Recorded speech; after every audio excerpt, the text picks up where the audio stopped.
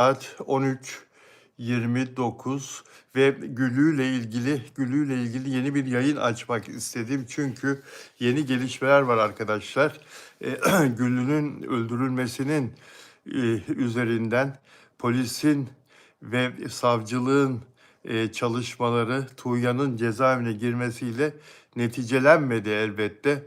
Çünkü bu işin arkasında başkalarının da olma ihtimali oldukça kuvvetli. Tuğya'nın işbirlikçilerinin olma ihtimali oldukça kuvvetli ve şimdi savcılık Tuğberk'i, Güllü'nün oğlunu yeniden ifadeye çağırdı.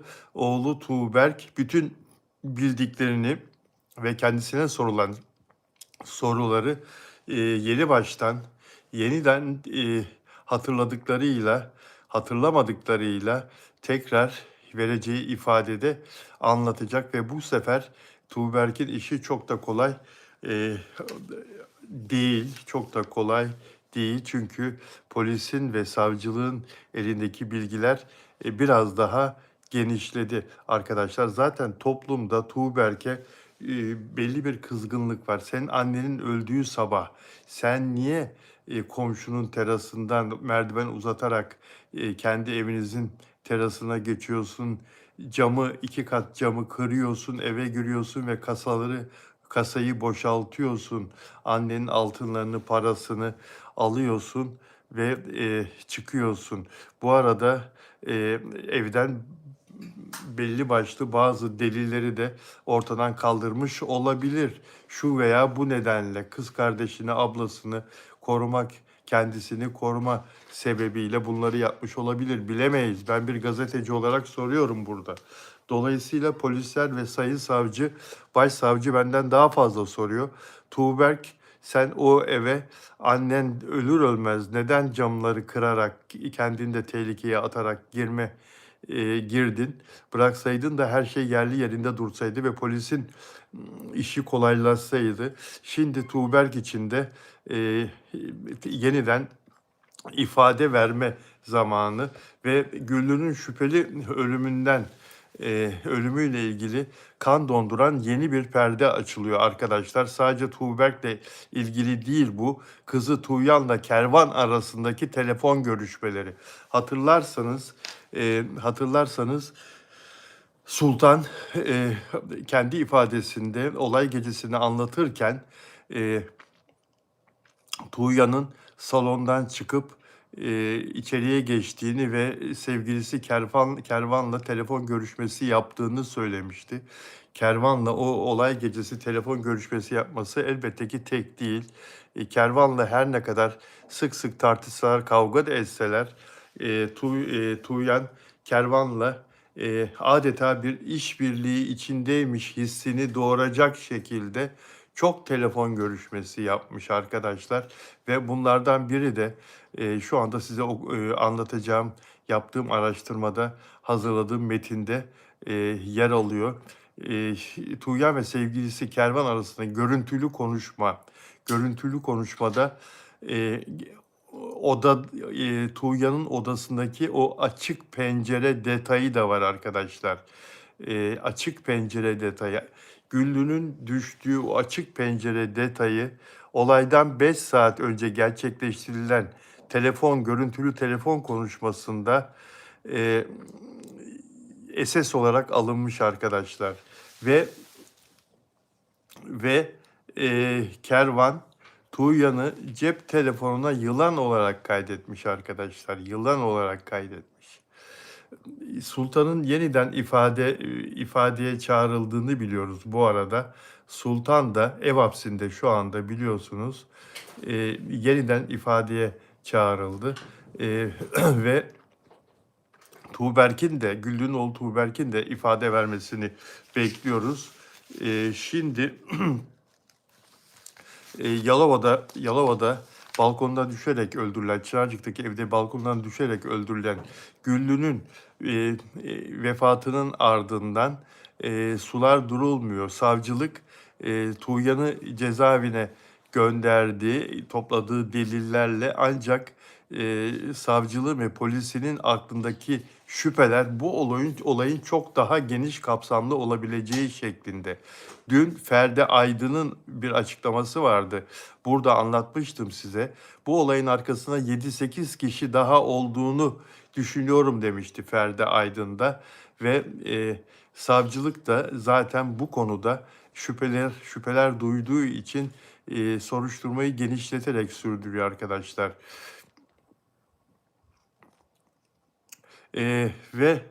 Ve polisin, savcılığın düşüncesi bu olayın Tuğyan'da biriken yılların birikimi, bir öfke, bir kızgınlık volkanının patlaması değil, aylar süren bilinçli, planlı bir çalışma neticesinde gerçekleştirildiği şeklinde ve ona Tuğyan'a bu konuda akıl hocaları da olduğu şeklinde. Şimdi Kervan'la Tuğyan'ın olaydan 4-5 saat önce gerçekleşen görüntülü telefon numarasının görüşmesinin üzerinde çok duruyor Sayın Başsavcı ve polisler.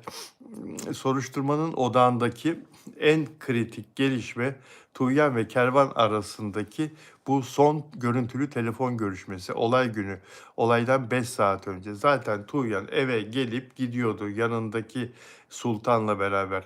En son saat 18'de eve gelmişti biliyorsunuz. Bir daha da evden çıkmadılar. Kervan'ın ifadelerinde ve çevresindeki söylemlerinde yılan olarak tabir ettiği kişinin Tuğyan olduğu iddia ediliyor arkadaşlar. Telefonuna da yılan olarak kaydetmiş. Olaydan 4-5 saat önce yapılan görüntülü konuşmada da dondurucu, akıllara durgunluk verici bir detay dikkat çekiyor.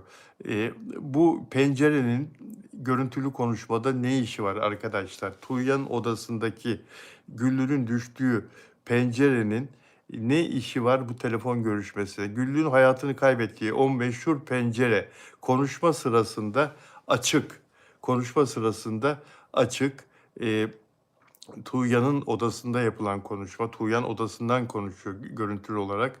Burada daha da dikkat çekici olan ise Tuğyan'ın tavrı. İddiaya göre Tuğyan görüşme sırasında Kervan'dan e, bu anın ekran görüntüsünü, SS'ini alıp kendisine göndermesini istiyor. Tuğyan odada konuşuyor, pencerenin olduğu odada. Karşısında Kervan, dolayısıyla Kervan alabilir o görüşmeyi. Bu istek arkadaşlar cinayet öncesi delil mi yaratılmak istendi ya da bir prova mı yapıldı sorusunu akıllara getiriyor. Cinayetle ilgili olarak bir Tuğyan Kervan'la yaptığı bu görüşmeyi, Kervan'ı da için içinde olduğunu daha sonra sıkışırsa söylemek için Kervan'la yaptığı, Kervan'ın yüzü de var çünkü kayıtta, arkada da pencere var, açık pencere var. Çok kurnazca, çok sinsice, çok gizli kapaklı düşüncelerle yapılan ancak çok tecrübeli polis memurların, dedektiflerin ve savcıların çözebileceği bir durum bu. Tuğyan'ın aklından geçen ve yaptırdığı, Kervan'a yaptırdığı. Evet, Sultan Nur bu arada ev hapsinde biliyorsunuz. Ev hapsinde ve onun da tekrar bir ifadesi alınacak. Sultan Nur'un da tekrar bir ifadesi alınacak. Bu arada şu kervanla ilgili bir kaydım vardı. Onu bir açmak istiyorum arkadaşlar. Bu kervanın kim olduğunu anlatan bir kayıt almıştım. Erbilli bir iş adamı, Kuzey Iraklı Erbilli Kervan Eminoğlu. Kervan Eminoğlu Yalova'da Star AVM'de bir kafe açıyor. Açılışa Güllü'nün yanı sıra Tuğyan Ülkem Gülter de katılıyor. Kervan Eminoğlu ve Tuğyan Ülkem Gülter'in kafenin önünde el ele tutuşarak fotoğrafları her yerde sosyal medyalarında filan yayınlanmıştı. Kendi aralarında nişanlanmışlar. Kervan Erbil'de evli, çoluğu çocuğu olan bir insan. Nişanlım diyor, işte imam nikahlım diyor. Böyle de bir hayatları var Güllü'nün kızıyla. Ve ben diyor şarkıcı Güllü'nün damadıyım diyor her yerde. Şimdi Kervan'la Sultan'ın iç içe geçmiş girift bir ilişkisi var. Uzun süredir devam eden. Sultan'a ve Güllü'ye çok yakın bir insan.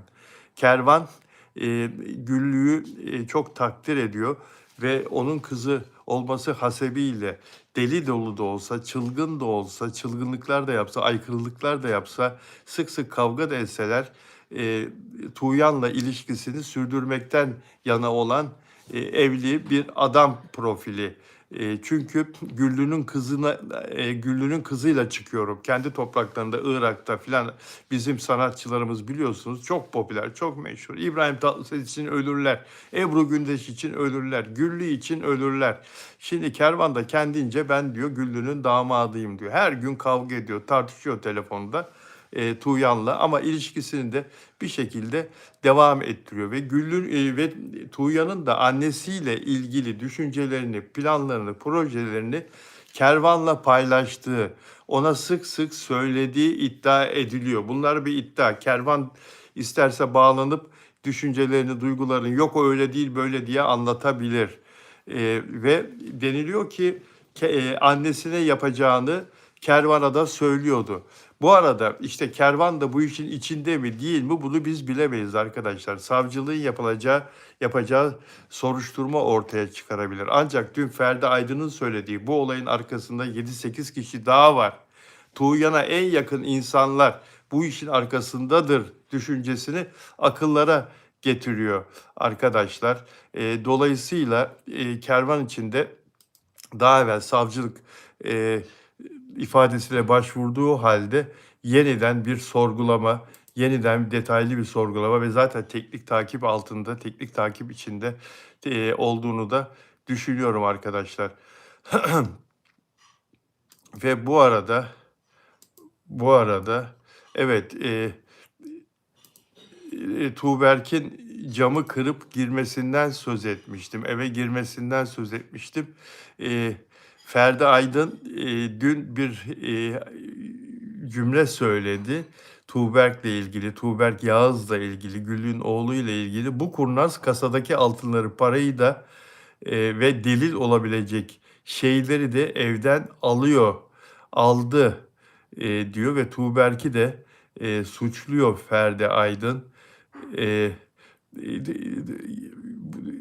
şeyde Tuğberk ise daha önce savcılığa verdiği ifadede taziye için eve girmem gerekiyordu. Çünkü şifreli anahtar evde kalmıştı. Şifreli anahtar evin içinde kalmıştı. Ben de manyetik anahtar olay gecesi içeride kaldığı için karşı komşumuzu uyandırarak terasına çıktım. Sonra bir merdiveni cama dayadım. Camın ilk kademesini yumrukla, ikinci kademesini taşla kırdım ve eve girdim demişti. Tabii ki bu hiç hoş bir durum değil. Polis nezaretinde bu işlem çilingirle kapı açılarak bir şekilde ya da kapı kırılarak kasadaki paraları, altınları değil başka şeyleri de ortadan kaldırdığı izlenimini ister istemez insanın aklına götürüyor. Çünkü Tuğberk annesi öldükten sonra gerçekten çok büyük bir böyle soğukkanlılıkla hatırlıyor musunuz? Nasıl konuşuyordu? Yani o sabah saat 6.30'da bir video çekip gerçekten son derece soğukkanlı sanki 2 saat evvel ölen onun annesi değilmiş gibi böyle adeta bir televizyon sunucusu gibi hiç yanlış da yapmadan ya insanın aklı karışır ne söyleyeceğini bilemez. Dili sürçer. Saçma sapan konuşur. Hiç öyle değil. Sanki böyle o ana hazırlıklıymış gibi. Hazırlıklıymış gibi böyle size cenazeyle ilgili ayrıntıları programında daha sonra geçeceğiz, bildireceğiz filan gibi böyle bir üslupla konuşan annesini az önce kaybetmiş bir evlat. Dünyanın hiçbir yerinde ben böyle bir soğukkanlılık görmedim. Yani insan ağlamaktan gözleri şişer. Zaten böyle bir video filan da çekemez yani. Çekemez. Yani ondan sonra tabutunun başında dudaklarını kıpırdatarak sessizce annesinden özür dilemesi, senden özür diliyorum anne diye mırıldanması bütün bu olayın içinde onun da olduğu şüphesini insanlarda doğuruyor. Tabii burada savcılığın yapacağı çalışma henüz daha işin başında savcılık arkadaşlar. Henüz daha işin başında. Daha bu işin arkasından çok şeyler çıkacağına ben de inanıyorum. Yani Tuğberk'i bekleyen eğer bu suça ortak değilse bile bu suçu bilip kardeşinin bu suçu işlediğini bilip de sessiz kalması bile onu suçlu e, e, çıkarır. Ancak yasalarda bir de şöyle bir şey var. Aile fertlerini koruyabiliyorsun ve ceza almıyorsun. En yakın kan bağı olan kişileri suçlu da olsa koruma hakkı veriyor. Bazılarına mantıksız gelebilir ama yasalarda böyle bütün dünyada geçerli. Bu bütün dünya ceza kanunlarında var arkadaşlar. Bir baba evladını, bir anne evladını, bir evlat annesini, babasını, kardeşlerini suçlu olduğunu bile bile kayırabiliyor, saklayabiliyor ve ceza almıyor arkadaşlar. Ancak yine de Tuğberk'in bir şekilde e, sıkıntıda olduğunu söylemek gerekiyor arkadaşlar. Şimdi bana çok sorulan bir soru vardı. Dün çok sorulan bir soru vardı. Ben de o konuda e, miras konusu, Güllü'nün mirasını kızı alabilecek mi? Öldürdüğü mahkeme kararıyla kesinleşirse kızı alabilecek mi diye. Ben de demiştim ki alabileceğini tahmin ediyorum. Annesini öldürmüş olması mirasta onu mahrum etmez. O hapisteyken bir vasiyle üzerine düşeni alabilir demiştim. Öyle değilmiş arkadaşlar. Öyle değilmiş. Türk Medeni Kanunu bu konuda şöyle söylüyor arkadaşlar. Bir kimse miras bırakanı kasten ve hukuka aykırı şekilde öldürmüşse o kişiden miras alamaz. Bu düzenleme Türk Medeni Kanunu'nun 578. maddesinde yer alır ve adı mirastan yoksunluktur. Annesini kasten öldüren evlat yasal mirasçı olamıyor. Vasiyetname ile bile daha evvel hayattayken bir vasiyetname yazmış olsa bile ondan bile pay alamıyor. O vasiyetnamedeki rahmetlinin yazdığı madde bile geçerli olmuyor arkadaşlar. Saklı pay hakkı da yoktur. Saklı pay hakkı da yoktur. Hiçbir şekilde Tuğyan annesinin mirasından pay alamaz arkadaşlar. Hukuken miras sanki o kişi annesinden önce ölmüş gibi paylaşılır. O kişi hayatta değilmiş gibi. Annesini öldüren kişi yokmuş gibi farz eder hukuk arkadaşlar. Medeni kanun böyle söylüyor. Eğer öldüren kişinin çocuğu varsa yani Tuğyan'ın çocuğuna kalıyor. Direkt ona geçiyor arkadaşlar. Miras ona geçiyor. Alt soya geçiyor. Alt soyu koruyor yasa. Tuğyan'ı mirastan mahrum ediyor yasa ama onun kızına mirası veriyor arkadaşlar. Mirastan yoksul sadece fiili öldürmeyle sınırlı değildir. Kasten öldürme, öldürmeye teşebbüs, azmettirme, yardım etme, miras bırakanı intihara yönlendirme. Bu durumlarda da mirastan faydalanamıyorsun. Şimdi eğer Tuğberk'te suç azmettirme şeklinde bir suç çıkarsa, e, yardım etme şeklinde bir suça iştirak çıkarsa Tuğberk de mirastan faydalanamıyor. Tuğberk'in öldürme olayına katkıda bulunmadığını hepimiz yani fiili olarak orada fiziken katkıda bulunmadığını hepimiz biliyoruz. Çünkü o sırada orada değil zaten İstanbul'da kendisi. Fakat bütün bu saydığım maddeler Medeni Kanun'a göre, Türk Medeni Kanunu'na göre mirastan yoksunluk sebebidir. E, istisnası var mı? Bunun istisnası var mı? Tek istisnası var arkadaşlar.